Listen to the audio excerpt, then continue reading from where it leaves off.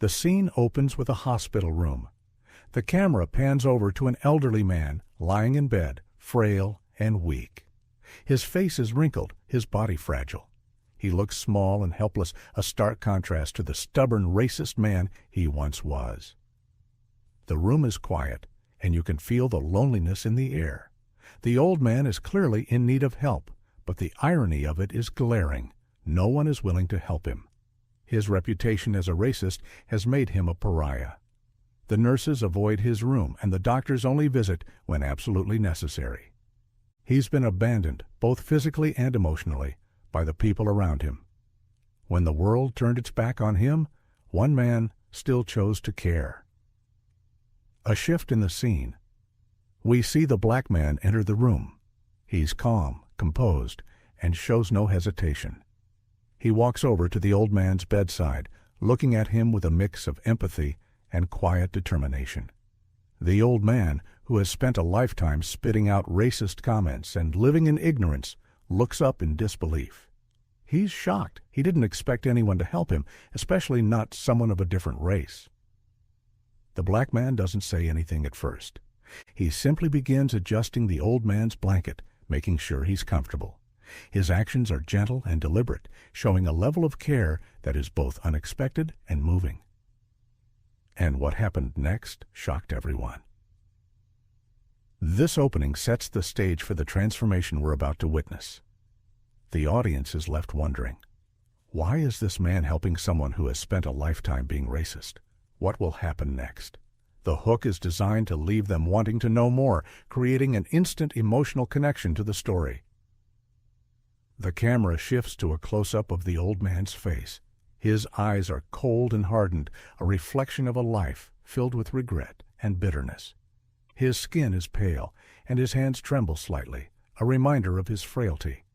His voice, when he speaks, is weak but sharp, every word laced with hostility. He's lying in his bed, alone in the sterile hospital room. There's an emptiness in the space. No visitors, no family, no friends. The walls feel as though they are closing in on him. This man, once proud and arrogant, is now facing the consequences of a life spent holding on to hate. For decades, he lived by a bitter belief that kept him isolated from the world. The old man's history is evident in his attitude. A lifetime of racism has built walls around him, walls so thick that not even time or regret can tear them down. He made hurtful comments to everyone, his neighbors, co-workers, even strangers. No one could escape the venom he spewed. His prejudiced remarks were his shield, keeping everyone at a distance. He found comfort in his superiority, even if it meant pushing people away. As he lies in his bed, he watches the nurses pass by his door, ignoring his call for help. The old man's pride won't let him accept help from anyone, especially not someone from a different race. He's lived a life of stubbornness, and even now, in his final days, he clings to his prejudices, lonely, isolated, and unwilling to let go of a lifetime of hatred. The camera lingers on him for a moment, his eyes narrowing as he glares at the door. He doesn't care about the people who turn their backs on him. He never did. But beneath the surface, a small part of him is starting to realize the truth. He has no one left. Enter the black man. The contrast is immediate. He's tall, strong, and yet his presence is calm, not intimidating. He wears a uniform, perhaps as a nurse, caretaker, or even a janitor, but his role doesn't define him. His kindness and compassion shine through everything he does. When he walks into the old man's room, there's no hesitation. He doesn't look at the old man with disgust or judgment. He looks at him as a human being, someone who deserves compassion no matter their past. The black man's smile is warm, though brief, as he silently approaches the bed. In a world where hatred has no place, kindness can change everything. The black man is not doing this for recognition. He doesn't seek praise or glory for his actions. He's simply doing what feels right, helping someone in need. Despite the old man's history of hate, he chooses to care for him, to show him the empathy and respect he never showed others. His quiet strength and dignity stand in stark contrast to the old man's bitterness. One man chooses to see beyond the hate and offer the only thing that can heal: compassion.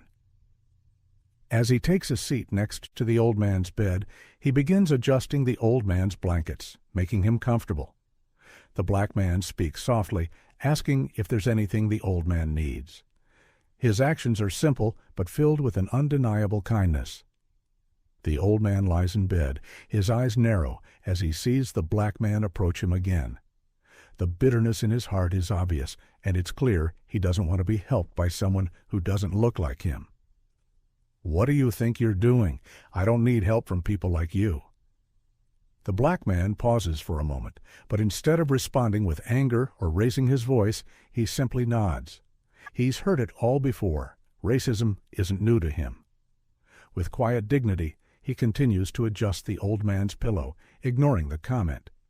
Even in the face of hatred, one man's kindness remained unshaken. The old man's eyes follow the black man's every move, his lips curling into a sneer, but he says nothing else. The black man doesn't flinch. He moves methodically, checking the old man's vitals and making sure he's as comfortable as possible. Every action is an offering, a silent message that no matter what the old man says or does, he will continue to show kindness. "I've seen your kind before, always pretending to be so saintly." But the black man, still calm, doesn't rise to the bait. Instead, he looks the old man in the eye, his expression unwavering. "We all have our moments, but we don't have to stay that way." The old man scoffs, but there's a flicker of something in his eyes, a flicker of doubt, though he doesn't acknowledge it. He turns his face away, still unwilling to let go of his pride. The next few days pass, and the black man continues to care for the old man with the same kindness. Every time he enters the room, he doesn't say much, just little actions that show compassion. He carefully feeds the old man, adjusts his blanket, and helps him sit up when necessary. His patience is endless, and with each act of care, the old man grows more aware of the black man's consistent generosity. With each passing day, something shifted. But was it enough to change a lifetime of hate? The old man, however, doesn't let down his guard entirely. He still throws out the occasional rude remark, but they're becoming less frequent. As he watches the black man work, there are moments where he's forced to confront something he's never wanted to admit. Kindness does not have a color. One day, as the black man is feeding him, the old man hesitates. He looks at the man, and for the first time, there's a softness in his eyes. He says nothing, but the old man's lips tremble as though he wants to speak. Something meaningful, something beyond the words of hate he's used his whole life. "You're different. You don't hate me?" The black man pauses, his gaze steady but kind. He smiles gently, replying without judgment. "I don't hate anyone, sir. I'm just here to help." Despite the subtle changes, the old man is still resistant. The internal battle rages within him. He wants to hold on to his hatred, but he can no longer ignore the kindness that has been shown to him. The tension builds. The audience is left wondering, will the old man ever fully accept his flaws and change? Or will he remain trapped in his prejudice until his last breath? His mind was torn between a lifetime of hatred and the undeniable kindness staring him in the face. The question remained, could he let go? The audience is now invested, eagerly watching to see how this conflict will unfold. Will the old man's pride and prejudice keep him from accepting help? Or will the black man's unwavering kindness eventually break through his defenses? Days pass, and the old man's condition continues to deteriorate. The frailty that was once hidden behind his sharp tongue is now evident to everyone around him. His body is weakening, his breath labored. He's admitted to the hospital, and the once strong figure now lies helpless in a sterile room, his once fiery eyes dimming with the harsh reality of age and illness. The black man is still by his side, even though the old man never truly asked for his help. Despite the bitterness he's faced, the black man is there, checking on him, adjusting his blankets, giving him water, and ensuring that every need is met. Even when others shy away, the black man remains. His presence is unwavering. In his final days, the old man found that no matter how hard he fought, kindness had already come to stay. The old man's breath is shallow, and the beeping of the heart monitor is steady, though weaker. He struggles to lift his hand, his voice barely a whisper, as the black man approaches with a glass of water. "I don't need anything from you. I never did." The black man just smiles, offering the water without a word. The old man's refusal is familiar, but it no longer stings. It's clear the black man doesn't expect anything in return. He's there because that's simply who he is. As the days pass, the old man's once proud demeanor begins to crack. He lies there in his hospital bed, the regrets from a lifetime of bitterness and hate starting to flood his mind. In those quiet moments when the black man steps out of the room to speak with the doctors or grab a bite to eat, the old man is left with his thoughts. Loneliness, regret, and guilt began to creep into the old man's heart. The past, once a shield, now felt like a burden. In his weakened state, he struggles with emotions he has long buried. He knows he's nearing the end of his life, and something deep within him starts to stir. A recognition of the years wasted, the people he hurt, the opportunities for kindness he chose to ignore. It's too late to undo it all, but the weight of those thoughts sits heavy on his chest. One day, after the black man adjusts his pillow, the old man's gaze softens. There's something in his eyes now, a vulnerability he's never allowed anyone to see before. Old man, quietly, barely above a whisper. "I was wrong, you know. All those years, I was wrong." The black man, standing nearby, doesn't rush to fill the silence. He simply nods, as if acknowledging the unspoken truth. He doesn't offer an apology or a lecture. He just allows the old man's words to hang in the air, to exist as they are. Black man, gently, "You're here now. That's what matters." The old man's eyes fill with tears, and for the first time in years, his defenses begin to crack completely. His body may be failing him, but in this moment, his heart is exposed. He tries to speak, to express the sorrow he feels for the pain he's caused, but the words escape him, tangled and lost in the jumble of regret. Old man, strained. I never knew. I never knew people could be like you." The black man sits beside him, his hand resting on the old man's, a silent offering of peace and forgiveness. The old man's internal conflict is now fully on display. He's torn between the prejudice he spent his life clinging to and the realization that he's been wrong all along. But it's too late for apologies, too late for redemption in the way he might have hoped. His only hope is to be forgiven before the end comes, to make peace with his past. Time had run out for the old man, but in those final moments he found the courage to seek redemption. The black man remains by his side, never asking for anything in return, but simply offering the care and love the old man never thought he deserved. The tension now centers on whether the old man can let go of his pride and fully accept his guilt, or if he'll carry the weight of his past to the very end. The old man's breath has become faint, and his body is frail. But there's a sharpness in his eyes, an intensity that has returned, perhaps for the first time in years. The sterile room is quiet except for the rhythmic beeping of the heart monitor. The black man is still there, as he's been for days now, sitting quietly by his side. The weight of the moment presses heavily in the air. As the black man adjusts the blanket, the old man, weak but determined, reaches out with trembling fingers to grab his hand. His skin is cold, his grasp weak, but the intention is clear. There's no hostility, no bitterness left in him now. His earlier defenses have completely fallen away. In his final moments, the old man found clarity in a way he had never experienced before. All the years of hate and anger seemed to fade as the truth emerged. For a moment, the two men simply sit together in silence. There is no anger left in the room, only understanding, regret, and the possibility of peace.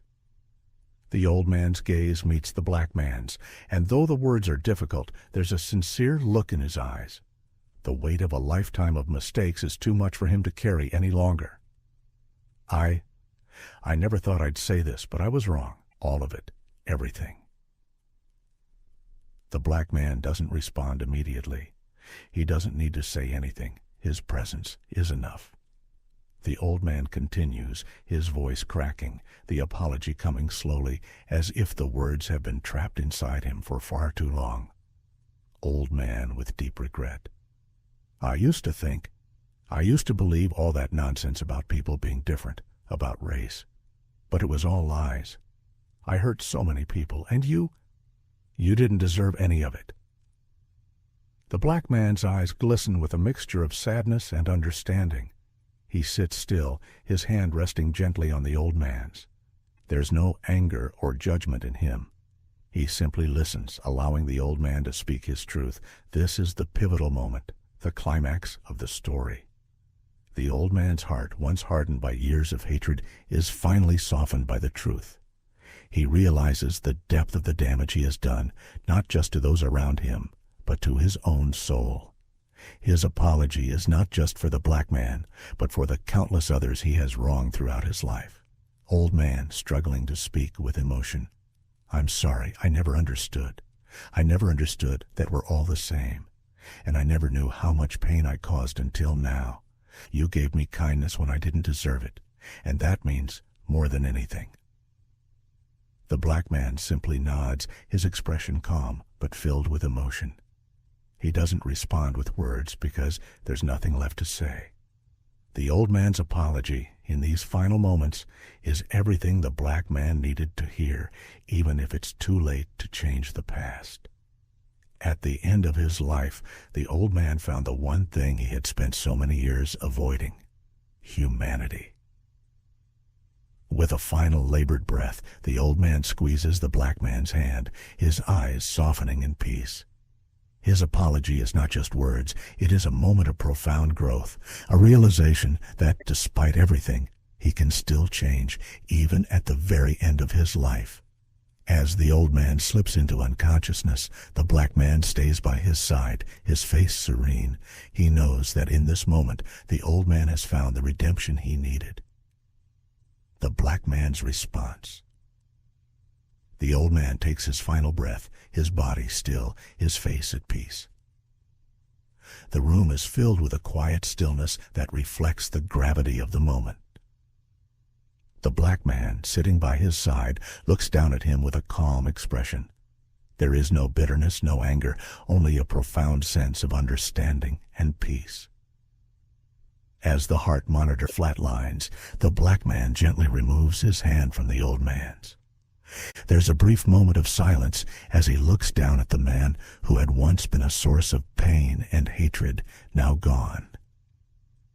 In the quiet of the moment, a powerful truth was revealed, the power of forgiveness and the possibility of change. He takes a deep breath, his face calm but filled with a deep unspoken emotion. Despite everything the old man had said and done, the black man is not angry. Instead, he feels a quiet sense of closure.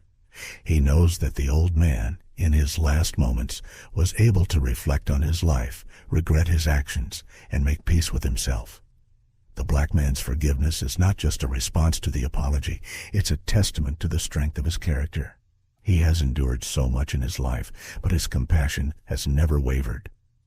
In this moment, he shows the audience the true power of empathy, the kind that doesn't just heal the wounds of others, but heals the soul of the one offering it as well. Forgiveness is not just for the one who wronged us. It's a gift we give ourselves to move forward, to find peace, and to heal. The black man stands up, looking down at the old man one last time. His expression softens as he steps back from the bed. He takes a moment to reflect, but it's not a moment of bitterness or regret. It's a moment of release. The black man slowly walks to the window, his silhouette framed by the soft light coming through the curtains. He pauses for a moment, looking out at the world beyond. There is no fanfare, No dramatic scene, just a quiet reflection on everything that has happened. He takes a deep breath, feeling a sense of calm wash over him. The old man's passing is not just the end of his life, it's the end of a long chapter of hatred and prejudice. And with it comes the beginning of something new. Through forgiveness, the cycle of hatred was broken. In that final moment, both men found peace. As the black man walks out of the room, the camera lingers on the empty bed. The room feels emptier, but there is a sense of peace that lingers in the air.